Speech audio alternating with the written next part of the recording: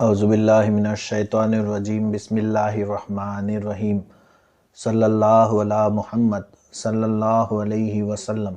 আল্লাহ নবী হজরত মুহাম্মদ সাল্লাল্লাহু আলাইহি ওয়াসাল্লামৰ এজন সাহাবী আছিল যাৰ নাম আছিল হজৰত ওয়াবিসা ৰাদিয়াল্লাহু তাআলা আনহু। তেওঁ এদিন মনতে ভাবিলে যে মই আল্লাহৰ নবীৰ ওচৰলৈ যাম আৰু দুটা প্ৰশ্ন সুধিম, দুটা কথা সুধিম। এটা হৈ গ'ল নেকি কাক কয়, ভাল কাম কাক কয় তাক সুধিম, আৰু গুনাহ কাক কয়, বদি কাক কয়, বেয়া কাম কাক কয় তাক সুধিম। মনতে সেইটো ভাবিলে সেই দুটা প্ৰশ্ন লৈ তেওঁ আল্লাহ নবী বাৰগাহত আহি পালেহি। আল্লাহ নবী য'ত বহি আছিলে মছজিদে নবৱীত বহুত মানুহ সাহাবীসকল ভৰ্তি হৈ আছিলে, তেওঁ আহি লাষ্টত বহিলে।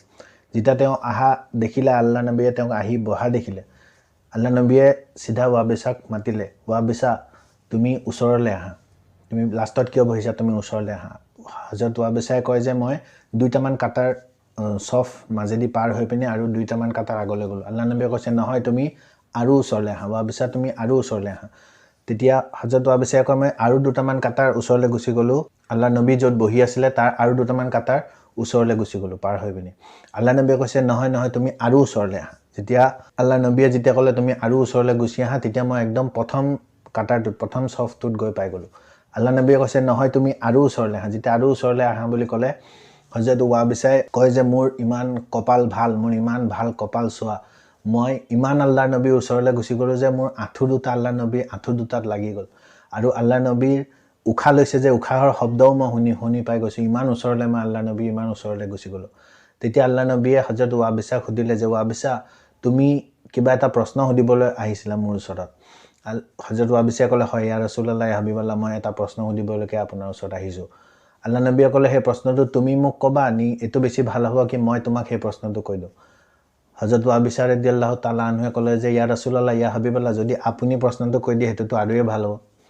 তেতিয়া আল্লাহ নবীয়ে ক'লে তুমি সুধিব আহিছিলা যে নেকি কাক কয় আৰু গুনাহ কাক কয়, ভাল কাম কাক কয় আৰু বেয়া কাম কাক কয়।